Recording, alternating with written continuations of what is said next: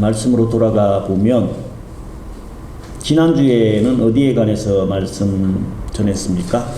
지난주 어디에 봤어요? 오늘이 요한계시록 8장이니까 지난주에는 7장 14만 4천 7장에 나오는 14만 4천은 누구라고 얘기했나요? 분명히 그 앞에 14만 4천 앞에 이스라엘이라고 기록이 딱 돼 있어요. 그래서 12지파 12,000 곱하기 12 해서 14만 4천이라고 이스라엘의 구원받을 숫자라고 말씀을 주고 있고, 우리는 어디에 포함된다고요? 9절에 흰옷 입은 큰 무리. 근데 이 14만 4천이라는 숫자를 가지고 사이비 이단들은 악용한다라고 왜곡해서 수많은 사람들을 영적으로 흐리게 만들어 가지고 자기들의 목적만 달성하는 수단으로 쓰임받고 있다. 거기에서 우리는 깨어서 어린 양의 피에 옷을 씻은 자, 그 자들은 천사와 24 장로들과 수많은 무리들이 하나님 앞에 찬양과 영광과 경배를 올려드렸다. 우리도 그 무리 속에 꼭 포함이 돼야 되죠. 이 땅에서 잘 먹고 잘 사는 거 이거보다 뭐 길어봤자 100년이니까 진짜 중요한 거는 영원이잖아요. 영원히 어디서 어떻게 살 거냐, 너무너무 중요한 얘기입니다. 근데 우리 인생들은 진짜로 지구의 종말이 올까? 그렇게 생각하는 사람들이 종말이 없을 거라고, 아니면 종말이 오더라도 그냥 인간들이 하도 이 지구를 아끼지 않고 환경을 아끼지 않아 가지고 그래서 그냥 지구에 멸망이 오지 않을까, 그렇게 생각하는 사람들이 많은 것 같아요.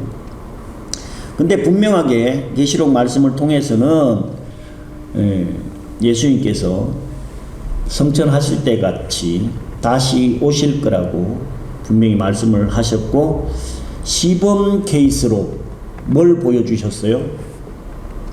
인류의 종말 시범 케이스로 보여준 사건이 있었어요. 뭐였어요?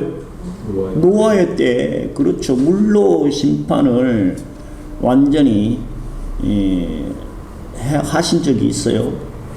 그래서 그 시범 케이스를 통해서 보면 나중에 계시록에 불로 심판할 것이, 그 말씀이 장난이 아니다, 헛된 말이 아니다, 분명히 그날이 올 거다라고 저희들은 확신하고 있는데, 인류 아담부터 지금 이래로 가장 먹고 살기가 좋은 때가 현재래요. 현재. 그것도 최근 한 20-30년 안쪽. 그래서 먹고 사는 거 걱정을 별로 안 하는 세상이 오래되지 않았고요. 하루에 밥 3끼 먹은 게 채 100년이 안 됐대요. 우리 6.25 때만 해도 하루 밥 3끼 먹었나요? 우리 아버지 세대들, 할아버지 세대들, 외정시대, 6.25, 다 보릿고개 다 거쳐가면서 하루 3끼 먹고 사는 적이 그렇게 많지 않았고요. 지금같이 전쟁도 지금 몇 년 동안 없어요. 6.25 지난 지가 언제 70년이 넘어 75년째 가까이 되잖아요. 우리 인류는 거의 50년 주기로 큰 전쟁이 있다라고 하거든요.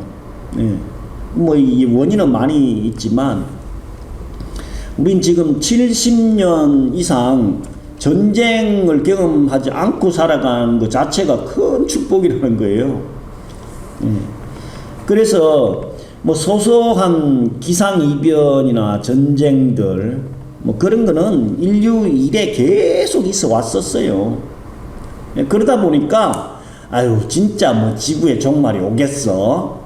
내가 이렇게 살다가 가면 그냥 끝이고 우리 후손들은 더 잘 먹고 잘 살겠지.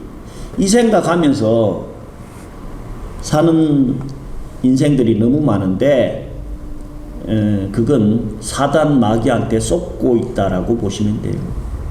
그래서 오늘 말씀은 이제 본격적인 재앙이라고 할 수 있는 나팔 재앙이 시작됩니다. 첫 번째 재앙은 뭐였어요? 첫 번째 재앙이 뭐예요?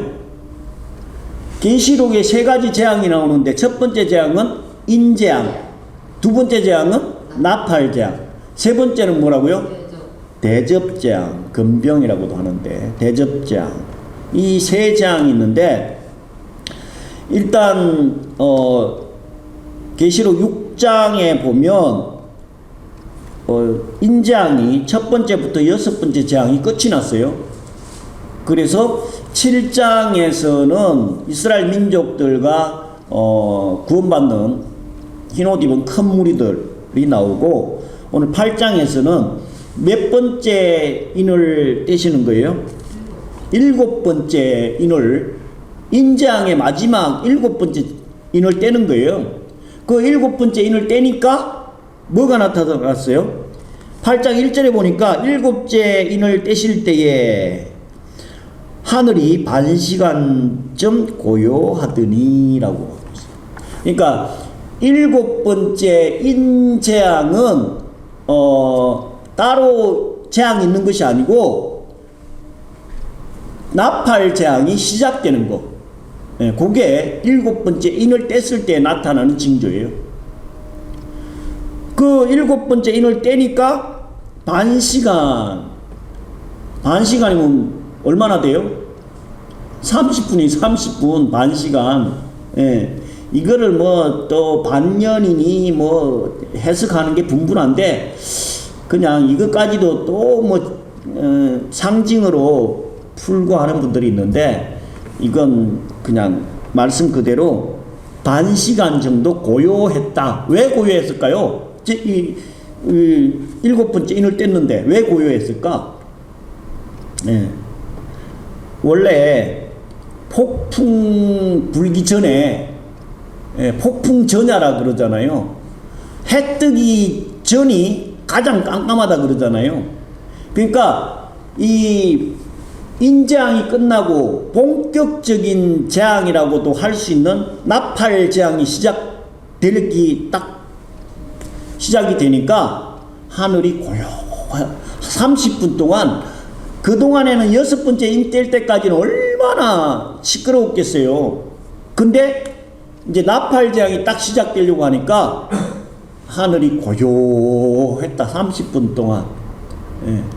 오히려 조용할 때에 더 어떤 두려움이나 공포를 느끼는 경우도 있지 않나요?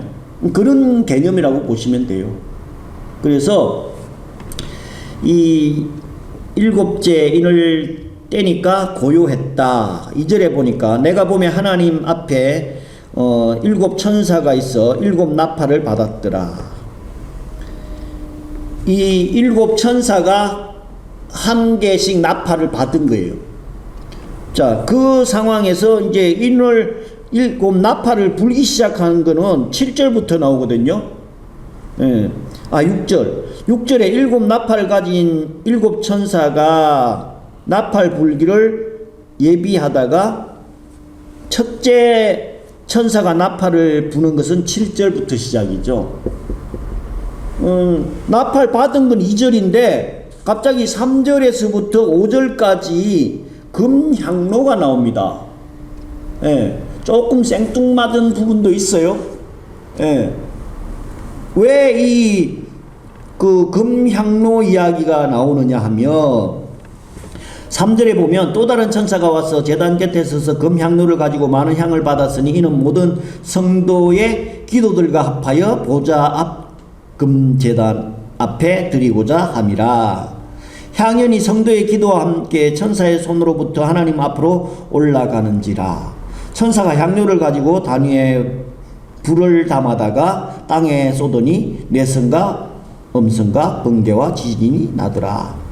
이 금향로에 뭐가 담겨 있다 그랬어요? 금향로에는 뭐가 담겨 있어요? 우리가 기도하면 금대접, 금향로에 담아다가 천사가 예수님한테 갖다 드립니다. 그럼 예수님은 보좌에 하나님 앞에 중보하거든요. 그래서 이 나팔 재앙이 시작되기 전에 이 성도의 기도가 담긴 금향로를 하나님께 바치는 거예요. 이 의미는 뭐냐면은 인재앙 5번째 재앙이 뭐였어요? 5번째 인을 뗐을 때에 뭘 해달라 그랬어요? 수많은 순교자들이 우리의 이 억울함을, 이 원통함을 언제 풀어주실 겁니까? 하고 막 제단 밑에서 기도를 했거든요. 그러니까 그 기도들이 담마다가 하나님 앞에 드리는 거예요. 그러니까 하나님께서 옛날 임금 앞에 상소문 쫙 올리듯이 그러면 상소문 다 읽어볼 거 아니에요. 그러니까 우리의 그 순교, 억압, 환난, 고통, 하나님 믿는다고 수많은 백성들이 고통당하고 어려웠던 거, 그게 하나님 앞에 쫙 올라가니까 하나님 입장에서 내 새끼들이 이렇게 많은 고난과 죽음을 당했구나, 그걸 보게 된 거죠. 그래서 그 향로를 쏟으니까 천둥, 번개, 지진, 이 천둥, 번개, 지진 막 나타나는 거는 그 하나님의 임재 때에도 항상 그랬어요. 그 출애굽 해가지고 이스라엘 민족들이 야 모세한테 니만 그 하나님 볼 거냐? 우리도 좀 보자. 그래가지고 한꺼번에 막 올라가려고 할 때에, 그래서 하나님이 알았다 만나줄게 할 때에 천둥 치고 번개 치고 막 땅이 흔들리고, 그러니까 백성들이 벌벌벌벌 떨어가지고 야 우리는 안 갈 테니까 너만 가. 그 하나님의 임재가 있을 때는 이런 징조들이, 현상들이 있었지만 여기서의 이 천둥, 번개, 내성, 지진은 하나님의 임재라기보다는 금향로에 담겨져 있는 기도들, 하나님의 백성들의 그 원통함을 담아서 하나님께서 이 땅에 징계하기 위한 것을 쏟기 시작한 것을 말씀하고 있는 걸로 보아야 합니다. 그래서 바로 그 징계가 시작이 되면서 나팔 재앙이 시작이 되는 거예요. 나팔하면 나팔은 언제 부나요? 나팔은 언제 불어요? 파수꾼이 옛날에는 전쟁 때에 적군이 쳐들어오면 나팔을 불죠. 그리고 위험한 상황이 되면 나팔을 불기 시작하죠. 우리 아파트가 다 좋은데 뭐 겨울에는 좀 덜한데 여름에는 창문을 열어놓잖아요. 그러면 요 옆에, 사거리 옆에 뭐가 있어요? 소방서가 있어. 소방서가 있어가지고 119 신고만 하면 하면서 얼마나 시끄러운지 몰라. 네. 기동대는 뭐 조금 덜하지만 119 그냥 그 사이렌 울려가면서 119 차가 출동하거든요. 그때 부는 게 그게 나팔이에요. 나팔이 현대식으로 바뀌어 있는 것 뿐이지, 그 나팔은 위험한 때에, 전쟁의 때에, 심판의 때에 경고하는 수단으로 쓰인 것이 나팔입니다. 첫 번째 나팔을 첫 번째 천사가 부니까 어떻게 됐어요? 피 섞인 우박과 불이 나서 땅에 쏟아짐에 땅의 3분의 1이 타서 없어지고 수목과 3분의 1도 타서 없어지고 각종 푸른 풀도 타서 사라진 거예요. 그러니까 첫 번째 천사가 나팔을 부니까 하늘에서 불덩어리가 떨어진 거예요. 불덩어리가. 언제 그런 적 있어요? 성경에 보면 창세기에 언제 그런 때가 있었어요? 불덩어리가 막 유황불이 막 떨어진 적이 있었어요. 예. 창세기 19장에 보면 예, 소돔과 고모라에 유황불이 떨어져 가지고 아예 그 성을 하나님께서 멸망을 시켜버렸거든요. 그 상황하고 비슷하라고 보시면 될 거예요. 두 번째 천사가 나팔을 부니까 무슨 일이 있었나요? 큰 산과 같은 것이 바다에 던지움에 바다의 3분의 1이 피가 되고 바다 가운데 생명 가진 피조물들의 3분의 1이 죽고 배들의 3분의 1이 깨지더라. 두 번째 나팔을 부니까 어디에 재앙이 일어났어요? 바다. 큰 산 같은 불덩어리가 바다에 떨어졌다. 이건 또 뭘 얘기할까요? 화산 폭발 있잖아. 화산. 큰 산 같은 데서 화산이 폭발해가지고 바다를 하와이나 뭐 또 요것도 얘가 있죠. 어디 있어요? 최근에 근대사에 폼페이, 이태리 그 폼페이에 그 화산이 터져가지고 수많은 그 도시가 그냥 멸망당해버렸거든요. 폼페이의 재앙이죠. 화산이 터져가지고. 세 번째 천사가 나팔을 부니까 횃불 같은 것이 타는 큰 별이 하늘에서 떨어져 강들의 3분의 1과 여러 물샘에 떨어지니 이 별 이름은 쑥이라. 물들의 3분의 1이 쑥이 되매 그 물들이 쓰게 됨을 인하여 많은 사람이 죽더라.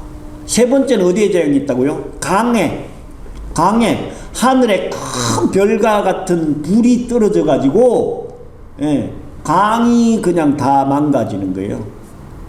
그래서 땅 3분의 1, 바다 3분의 1, 강 3분의 1 이거 다 망가지는 거예요. 그래서 실제로 이런 일이 있을까? 실제로 이런 일이 있을까요? 없을까요? 제가 미리 영상 보여드렸죠. 뭐 보여드렸어요? 제가 보내드린 영상 차르분바 1961년도에 북극해 근처에서 구소련이 차르분바라고 하는 수소폭탄을 시험한 거예요. 영상 보신 분 혼자 보셨네. 네. 이 차르분바의 위력이 얼마나 크냐면요, 반경 35km 안에는 생존하는 거는 아무것도 없어요. 싸그리 완전히 다 타버려요. 이 원자 폭탄이 터질 때의 온도가 몇 도라 그래요? 10,000도가 넘는데 10,000도. 그리고 1000km나 떨어져 있던 핀란드에 창문이 다 깨졌대요. 1000km나 떨어져 있는데도 이 폭발 압력이 50메가톤? 우리는 이런 거 잘 모르겠는데 50메가톤 급의 압력이 발생해가지고 지진파가 5.0의 지진파가 지구를 3바퀴 반이나 돌았대요. 그래서 이 차르분바라고 하는 이 수소폭탄 하나가 리틀보이가 어디에서 떨어졌나요? 일본의 히로시마하고 나가사키에 떨어진 그 원자폭탄의 3,330배 더 위력이 크대요. 일본이 그 원자탄 2발 때문에 아직까지도 고생을 하고 있잖아요. 이 수소폭탄의 위력이 너무 커가지고 이 전투기에 싣고 가가지고 보통은 한 그 4,000이나 5,000 정도의 폭탄을 투하하는데 얘는 너무 위력이 세서 전투기 조종사들이 죽을 수 있기 때문에 4.2km 상공에서 낙하산에 매달아 가지고 좀 천천히 비행기 도망갈 시간이 있어야 된다 이거예요. 그렇게 떨어뜨렸는데 다른 영상에 보니까 이 차르분바 수소폭탄 하나 가지고 서울에 떨어지면 어떻게 될까? 최소 700만 명이 죽는데요. 최소 700만 명이 즉사에 즉사. 어떻게 죽을까요? 다 타서 죽어. 그 열에. 그러니까 제 느낌에는 이 차르분바 수소 폭탄 이거 하나만 서울 상공에 딱 떨어뜨리면은요, 서울 경기권은 거의 다 죽는다라고 보면 돼. 그래서 아니 어떻게 하나님 지금 나팔장 시작될 때에 땅 3분의 1, 바다 3분의 1, 강 3분의 1이 그 불로 어떻게 한꺼번에 이런 일이 있을 수 있을까 생각할 수 있는데, 차르분바라고 하는 이 수소폭탄이 61년도, 지금부터 60년이 지났어요. 구소련이 개발한 폭탄이라니까. 그러면 지금 미국이나 러시아에서 개발해 놓은 이 폭탄들은 얼마나 위력이 더하겠냐고. 그래서 미국이 가지고 있는 이 폭탄만 터뜨려도요, 지구를 한 50번 정도는 폭파하고도 남는데, 그러니 우리는 어디에 지금 앉아 있고 사는 거예요? 불덩어리 위에, 폭탄 위에, 시한폭탄 위에 우리는 살아가고 있는 거예요. 그래서 그 영상에 보면 이 핵실험 하지 않기로, 핵무기 개발하지 않기로 뭐 협약을 했다고 하는데, 해보면 뭔 소용이 있어? 제일 가까이 있는 저 북한 김정은이도 이제 핵폭탄 다 만들어 가지고 있는데, 바보 같은지 안 바보 같은지 몰라도 우리나라만 없어. 근데 우리나라도 마음만 먹으면 금방 만들어낸대요. 이런 어떤 목사님이 그러더라고요. 아마겟돈 전쟁이 되면 하나님은 가만히 있어도 된대요. 왜 그러냐 하면요, 지들끼리 싸워가지고 지들끼리 망한대. 그러니까 3차 세계대전이 일어나면 미국 편, 러시아 편 이렇게 해가지고 지들끼리 원자탄 막 쏘면 어떻게 될까요? 지구가 망하는 거예요. 그게 아마겟돈 전쟁이라고 하는 분도 있어요.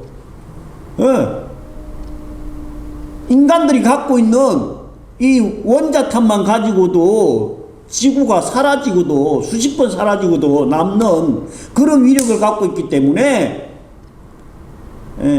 인간들이 만든 그 무기들 가지고 하나님은 그 인간들 스스로가 심판을 하게끔 만들어 가지 않나 하는 생각을 해봤어요.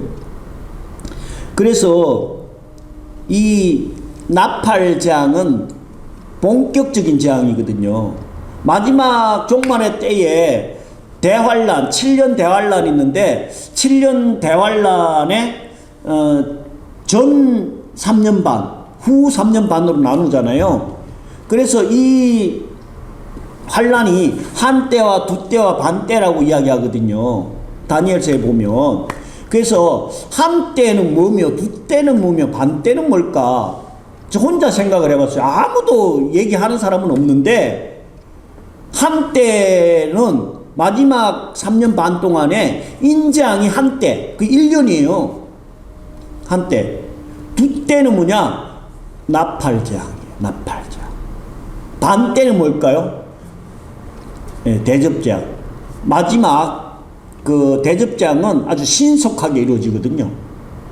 그래서 굳이 하나님께서 다니엘서를 통해 가지고 한 때와 두 때와 반 때를 언급한 이유를, 그걸 해석하는 사람은 아직 아무도 없고 아무도 이야기하는 사람이 없더라고. 곰곰이 계시록 지금 공부하면서 한 때와 두 때와 반 때가 그 마지막 후 3년 반 환란 때를 가리키는구나 하는 생각을 해봤어요.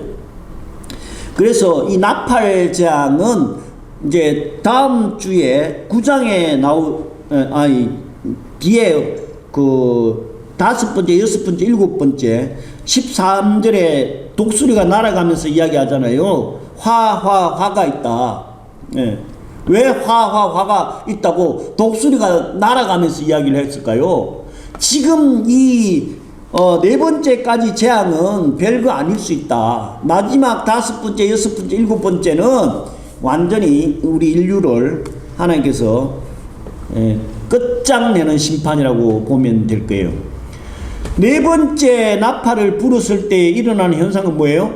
해, 달, 별들이 빛을 잃어버리잖아요. 예. 그래서 이 해, 달, 별이 그 빛을 잃고 그 기능을 3분의 1 상실한 재앙이 또 있었어요. 언제예요?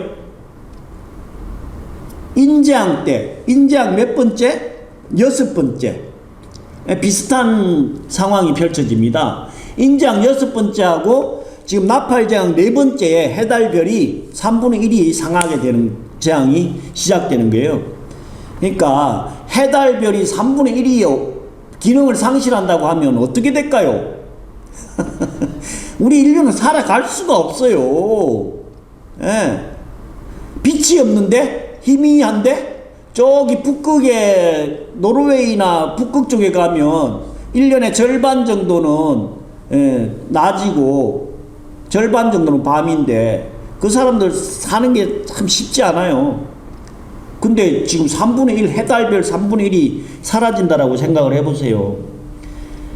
이 해달별은 언제 하나님께서 창조했어요? 창세기 1장에 보면 몇째 날에? 네 번째 날에 해달별을 창조했어요. 예. 지금 해달별이 빛을 잃는 이 재앙이 몇 번째에 진행이 되나요? 나팔재앙 네 번째예요. 공교로울 수도 있지만 하나님께서 의도한 부분이라고 저는 생각을 하거든요. 우리 인류를 위해서 해달별 우주를 창조해 가지고 인간들한테 줘놨는데 인간들이 엉망진창으로 사니까 마지막 나팔재앙 네 번째에 해달별이 상하는 거예요. 그래서 이제 마지막 5번째, 6번째, 7번째 재앙이 남아있는데 이 재앙은 한참 뒤에 넘어갑니다. 그래서 13절에 보면 내가 보고 또 들으니 공중에 날아가는 독수리가 큰 소리로 이르되 땅에 거하는 자들에게 화가 있으리로다. 이 외에도 새 천사의 나팔 소리를 이남이로다 하더라. 지금 나팔 재앙의 네 번째까지도 힘든데 아직 세 재앙이 남아있기 때문에 독수리가 날아가면서 화가 있을 거다라고. 그래도 인간들은 깨닫지도 못하고 회개하지도 않고 돌아오지도 않는다 이 얘기예요. 말씀 정리해 보면 언제 이런 일이 뭐 설마 있겠어? 지금 잘 먹고 잘 살고 살기 딱 좋은데 이런 생각을 하는 사람들이 많이 있을 수도 있고, 아이고 뭐 그런 거 있더라도 나하고 뭐 상관 있겠어? 우리 뭐 살다가 몇 년 있으면 가면 우리 후손들이나 이런 거 뭐 당하겠지? 이거 생각하면 우리 후손들 참 걱정스러워요 진짜. 우리 때에 있어도 우리는 지금 여기 다 50 다 넘었잖아. 인생 살 만큼 살았는데 우리 윤지 생각하면 걱정이야. 그게 그냥 얼마나 그 활발하게 사는데, 아이고 그런 것들이 이제 막 나오는 것들, 이 인재앙 나팔재앙 시작되면 그걸 어떻게 감당할지 대책이 없어요. 대책이 없어.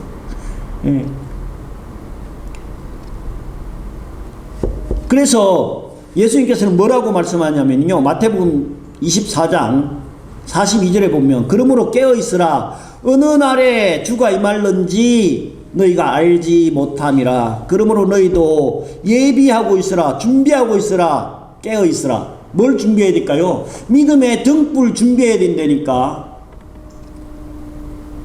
종말이 올 거라고. 노아의 때에도 그 노아 할아버지가 산꼭대기에 산속에서 배를 만들고 있으니까 주변 사람들은 뭐라고 했다고요? 또라이 돼, 또라이. 예. 배를 만들려면 바닷가에다 만들든지 무슨 산 위에다가 배를 만들어. 예. 지금 이 시대도 똑같아요. 마라나타, 주 예수여 어서 오시옵소서.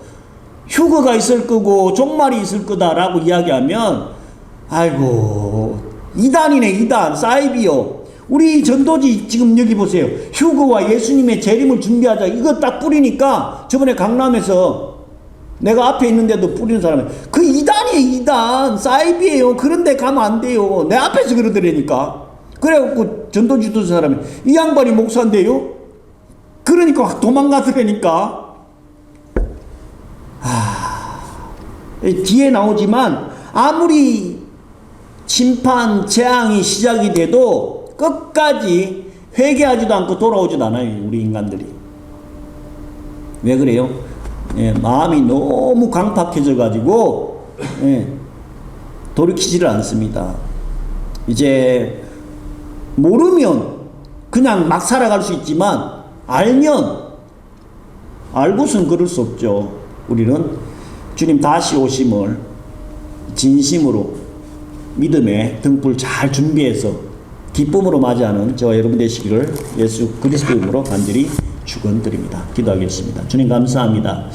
아버지 하나님께서는 분명하게 마태복음 24장에서 직접 말씀하셨고 또한 구약의 다니엘, 요엘 수많은 선지자를 통하여서 말씀하셨습니다. 또한 사도 요한을 통하여서 아주 상세하게 종말의 때가 어떠할런지를 말씀 주셨습니다. 먼저 저희들이 깨닫고 알았사오니 아버지 하나님의 그 다시 오심을 잘 준비하여서 아버지 하나님께서 다시 오실 그날에 기쁨으로 맞이할 수 있도록 인도하여 주시옵시고 또한 우리 주변에 아버지 하나님을 믿지 않는 영혼들에게 이 복음을 증거하여서 주님 다시 오시는 그날에 구원받는 하나님의 백성들이 그 숫자가 늘어날 수 있도록 은총도하여 주시옵기를 간절히 바라고 원하오며 우리 주 예수 그리스도로 감사하며 기도 올려옵나이다. 아멘.